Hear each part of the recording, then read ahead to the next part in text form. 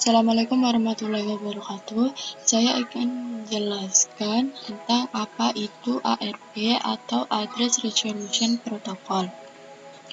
Sebelumnya, perkenalkan, nama saya Firda Ainunisa, NIM 1905129418 dari Prodi S1 Teknik Informatika, kelas TI 2019A. Pada kesempatan kali ini, saya ingin menjelaskan tentang bagaimana cara kita untuk mensimulasikan ARP atau Address Resolution Protocol pada aplikasi Cisco Packet Tracer. Nah, untuk yang pertama kita akan mengetahui terlebih dahulu apa sih itu ARP. Nah, untuk ARP sendiri ini tuh merupakan singkatan dari Address Resolution Protocol, di mana ARP ini itu merupakan sebuah protokol dalam TCP/IP Protocol Suite yang bertanggung jawab dalam melakukan resolusi alamat IP ke dalam alamat Media Access Control atau MAC address. Jadi, ketika sebuah aplikasi yang mendukung teknologi protokol jaringan TCP/IP mencoba untuk mengakses sebuah host TCP/IP dengan menggunakan alamat IP, maka alamat IP yang dimiliki oleh host yang dituju harus diterjemahkan terlebih dahulu ke dalam MAC address agar frame-frame data dapat diteruskan ke tujuan dan diletakkan di atas media transmisi, bisa berupa kabel, radio, maupun cahaya. Untuk kabel ARP ini tuh didapatkan dari request atau broadcast ke jaringan dan berada pada layer 2 jaringan. Setiap host menyimpan kabel ARP dalam range. Tetapi jika hardware address ini tidak ada di dalam range ARP, maka ARP bertugas untuk mencarinya. Nah, di sini terdapat tabel ARP. Untuk selanjutnya kita memasuki ke sesi percobaan untuk lebih jelasnya. Dalam percobaan kali ini kita memiliki skenario. Yang pertama yakni untuk skenario-nya dalam percobaan ini kita akan mensimulasikan ARP request dan ARP replay dalam jaringan yang memiliki satu subnet dan dihubungkan menggunakan switch. Mari kita buka terlebih dahulu aplikasi Cisco Packet Tracer-nya. Di sini kita akan menyediakan terlebih dahulu device, di mana device-nya terdiri dari ada 3 PC. Untuk yang pertama yakni ada PC 1, PC 2, dan PC 3. Yang mana akan disambungkan oleh satu switch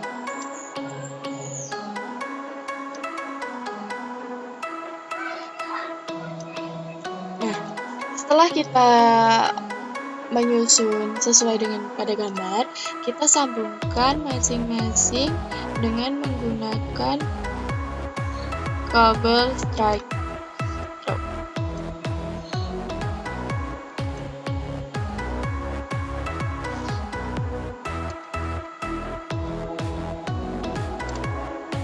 Lakukan cara yang sama hingga pada PC 3.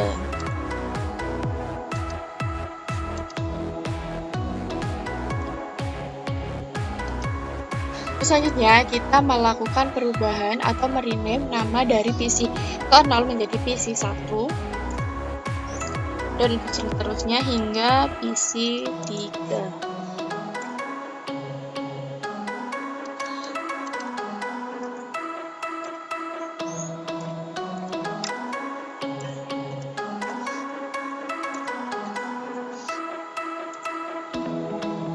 Nah, karena pada switch kita ini itu merupakan satu subnet, di mana ini tuh menggunakan subnet 192.168.1.0/24. Setelah kita mengetahui jika PC1, PC2, dan PC3 dalam satu subnet, kita mengkonfigurasi atau setting IP pada PC1, PC2, dan PC3.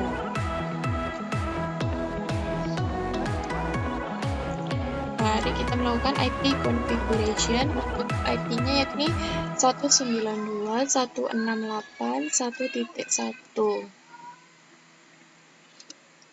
Karena ini itu dalam slice 24, maka untuk subnet max-nya yakni 255.255.255.0.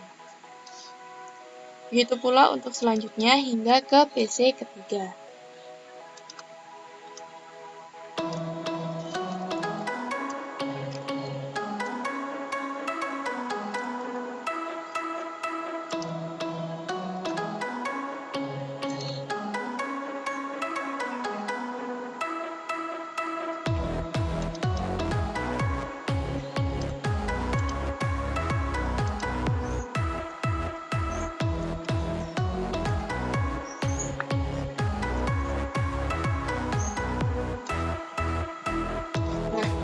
Setelah semuanya selesai disetting, kita kembali ke modul.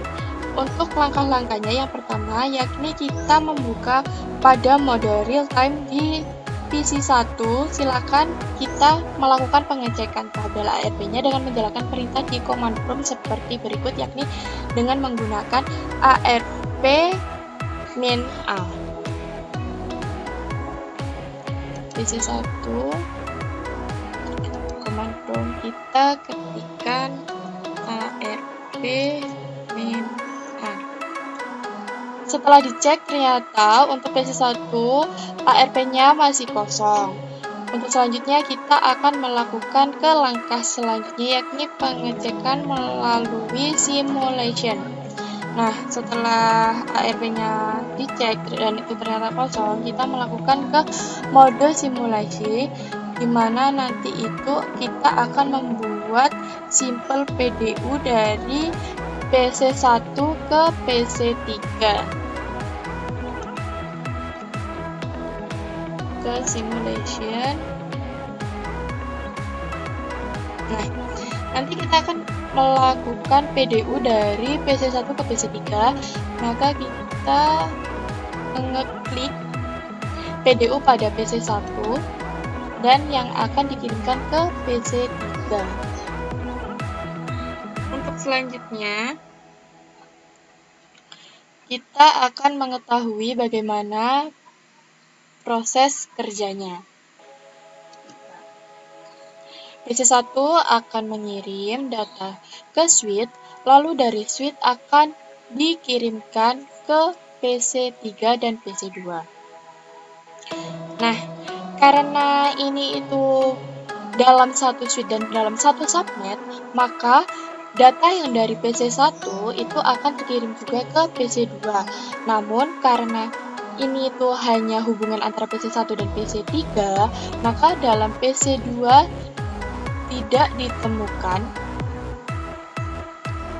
IP yang sesuai dengan tujuan dari PC1, karena tujuan dari PC1 yakni 192.168.1.3, sedangkan pada PC2 itu merupakan 192.168.1.2. Nah, untuk selanjutnya, setelah melakukan simple PDU dari PC1 ke PC3 dan ternyata itu sukses, kita melakukan filter event list menjadi show none dan edit filter IPv4 menjadi ARP. Nah, untuk langkah-langkahnya, mari kita lihat terlebih dahulu di sini. Untuk selanjutnya, kita mengklik menu show all or none. Untuk setelah itu kita edit pada filter IPv4 menjadi ARP saja. Setelah langkah sebelumnya telah kita lakukan, maka kita selanjutnya untuk mengklik tombol next untuk melihat cara kerjanya. Maka dari PC1 menuju ke switch, dan dari switch akan disebarkan lagi ke PC2 dan PC3. Nah, setelah kita melakukan langkah dengan mengklik tombol next, kita bisa mengetahui bagaimana tampilan tabel pada OSI modelnya. Nah, di sini pada PC2 kita telah mengetahui bahwa pada layer itu dari layer 2 ini itu terlihat bahwa ada IP 192.168.1.1 dengan destinasi IP 192.168.1.3 di mana itu merupakan IP dari PC3. Nah, setelah itu kita mengecek juga. Nah, ada tampilan yang begitu berbeda dari PC2 dan PC3. Karena pada PC3, yakni untuk in-layer dan out-layernya, atau kita itu bisa saling mengirim dan mereply pesan dari PC1 ke PC2. Untuk di PC1-nya, yakni ada alamat dari IP PC1 192.168.1.1 dan merupakan destinasi IP ke 192.168.1.3 dan diterima oleh PC3 bahwa ia mengiyakan bahwa 192.168.1.3 ini itu merupakan IP-nya dan dia mereply kembali ke destinasi IP ke 192.168.1.1. Nah, setelah kita melakukan pengecekan, kita akan menuju ke menu real time untuk mengecek apakah ARP sudah terisi atau belum.